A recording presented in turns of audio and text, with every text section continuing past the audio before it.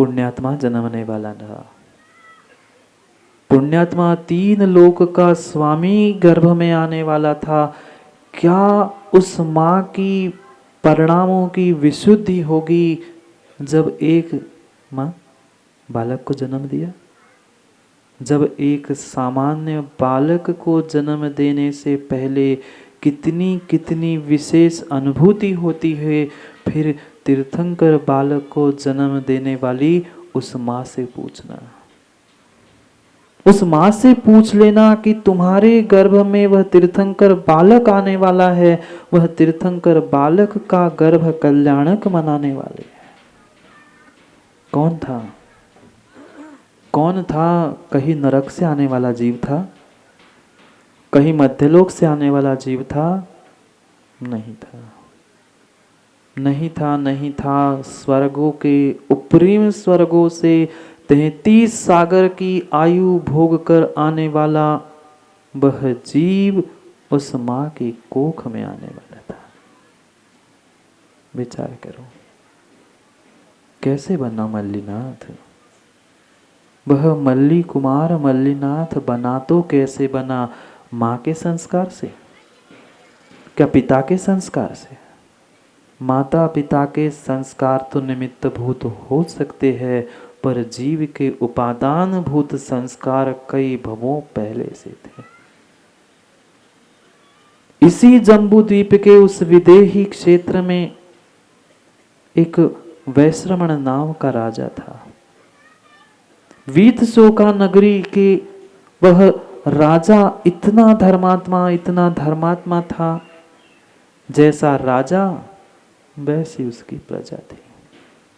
कोई अन्याय नहीं, कोई दुख कष्ट परेशानी कुछ भी नहीं। जितना धर्मात्मा राजा, जितनी धर्मात्मा प्रजा, उतना धर्म पारायण वह नगर था। पूजा दान धर्म मात्र प्रतिदिन सबका समय उसी में बीतता था। अभी कली बंद है। कभी डाली पर फूल की कली देखी? क्या कली से सुगंध आती है? नहीं आती। कली से सुगंध नहीं आती, फिर भी समझ में आता है कि कली खिली है, मतलब फूल खिलेगा और खुशबू महकेगी। अभी कली भी नहीं बनी थी। कली बनने के पूर्व की अवस्था को समझ रहे थे कि कैसे बने परमात्मा के संस्कार। वह वैश्रमण राजा जो धर्मात्मा था, एक दिन उसे पता चला कि हमारे नगर के समीप उद्यान में एक मुनिराज आए। सम्यक दृष्टि जीव, सम्यक दृष्टि जीव का हृदय गदगद हो गया। वह गुलाब भैया फूल खिल गया, हृदय का फूल खिल गया। मेरे नगर में निर्ग्रंथ मुनिराज पधारे हैं। भेरी करवाई, पूरे नगर वासियों को साथ ले जाकर वह उस आनंद वन में पहुंचा जहां निर्ग्रंथ मुनिराज विराजमान थे। सुगुप्ती महामुनिराज के चरणों में पहुंच ही रहा था। जाते जाते रास्ते के सौंदर्य को देखते हुए जा रहा था।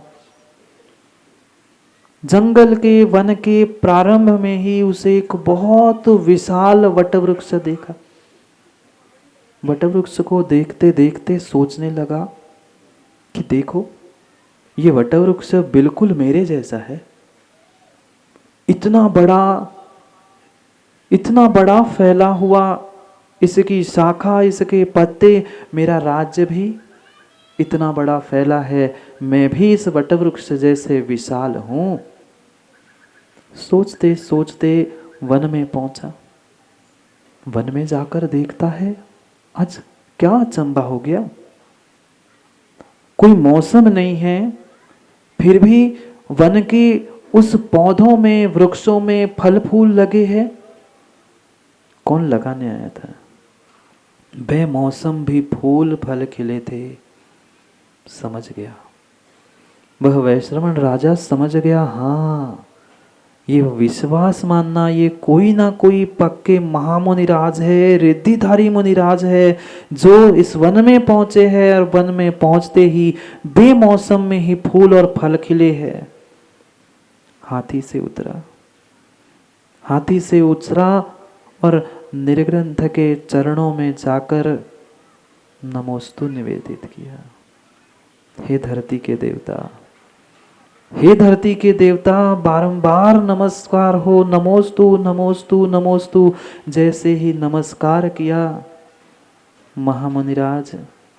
महामुनिराज ने आंखें खोलकर रत्नंतय वृद्धिरस्तु, क्या कहा? रत्नंतय वृद्धिरस्तु, ऐसा आशीर्वाद दिया। वो सोचता है मैं तो श्रावक हूं, मुझे क्यों रत्नंतय वृद्धि की आशीर्वाद दिया जा रहा है? आशीर्वाद में भी अंतर होता है। सबको एक सा आशीष निर्मल जी नहीं दिया जाता, नहीं दिया जाता। कोई मिथ्या दृष्टि भी अगर चरणों में झुका है तो उसको भी निर्ग्रंथ आशीर्वाद देते हैं। ऐसा नहीं है, ऐसा नहीं है। मूलाचार में यही बात लिखी है। जय भैया, श्रावक तो श्रावक का विनय करता ही है, पर साधु को भी श्रावक का विनय करने की बात कही है। उन्होंने जो हाथ उठाकर आशीष दिया था, पलके उठाकर देखा था, वही तुम्हारे लिए आशीष था और वही तुम्हारे लिए उस निर्ग्रंथ मुनि का विनय था। ऐसा कर मत लेना संतोष पंडित जी, भावना है ना आपकी भविष्य की। इसलिए कह रहा हूं कि कभी बनो तो आए हुए भक्त को कम से कम, ठीक है स्वाध्याय सामायिक आप करना, आवश्यक को छोड़ने की बात नहीं है। लोग हजारों किलोमीटर से जय भैया किस लिए आते हैं? मात्र तुम्हारा आशीष प्राप्त करने के लिए आते हैं। क्यों आते हैं? तुमने हाथ उठा के आशीष दे दिया, जा बेटा कुछ नहीं सब अच्छा होगा, वह विश्वास धारण कर गया कि नहीं मेरा काम तो बन जाएगा। एक मिथ्या दृष्टि भी चरणों में झुकता है तो वह निर्ग्रंथ धरती के देवता उसे भी आशीष देते हैं, मिथ्यात गलित हो। सम्यक दृष्टि चरणों में झुकता है, उसे भी आशीष देते हैं। वह रत्न, उसका धर्म वृद्धि रस्तु, जो तुम धर्म का पालन कर रहे हो उसकी वृद्धि हो। पर ये भी बात समझनी होगी, जिसको जैसा है उसको वैसी ही भाषा में आशीष देना होगा। हाँ, कोई देहात का व्यक्ति पहुंच गया और उसे आपने कह दिया धर्म वृद्धि रस्तु, वो कहेगा क्या कह दिया, गाली तो नहीं दी महाराज ने। उसी स्थान पर हमें कहना पड़ेगा दूधो फलो पूतो नाव, सब कुछ खुश हो गया, अरे मुझे आशीष मिल गया। वो वैश्रमण राजा भी खुश हो गया, मेरे पास रत्नंत्र तो है नहीं, पर मुनिराज ने मुझे रत्नंत्र वृद्धि रस्तु ऐसा आशीष क्यों दिया? भीतर जिज्ञासा प्रकट हुई कि आशीष मिला है, निर्ग्रंथ ने कहा है, मतलब कुछ ना कुछ उसके पीछे रहस्य अवश्य है। नान्यथा मुनि भाषणम, मुनि का भाषण विनोद भाई अन्यथा नहीं होता। सच्चे भावलिंगी निर्ग्रंथ मुनि का वचन शब्द कभी भी खाली जाता ही नहीं। वह सोच रहा था कि रत्नंते वृद्धि क्यों कहा, नहीं रहागा। निर्ग्रंथ के चरणों में, महामुनिराज के चरणों में पूछा कि महाराज आपने रत्नंत्र वृद्धि का आशीर्वाद क्यों दिया? उन्होंने कहा समय बताएगा।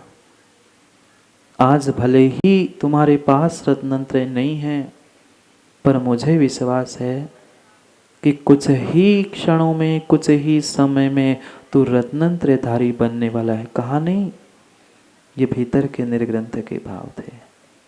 हर बात खुशहाली कहने की नहीं होती, कुछ बातें समय पे पता चलती है। खुश होकर राजा निर्ग्रंथ की भक्ति करके प्रसन्न मन से लौटने लगा। जैसे ही वहां से वह लौटा, देखना संस्कार मां कैसे जीव के। ऐसे भी जीव होते हैं सामने से निर्ग्रंथ निकल जाते हैं, पर त्रिलोक भैया जीव के भाव नहीं होते कि मैं हाथ जोड़ लूं।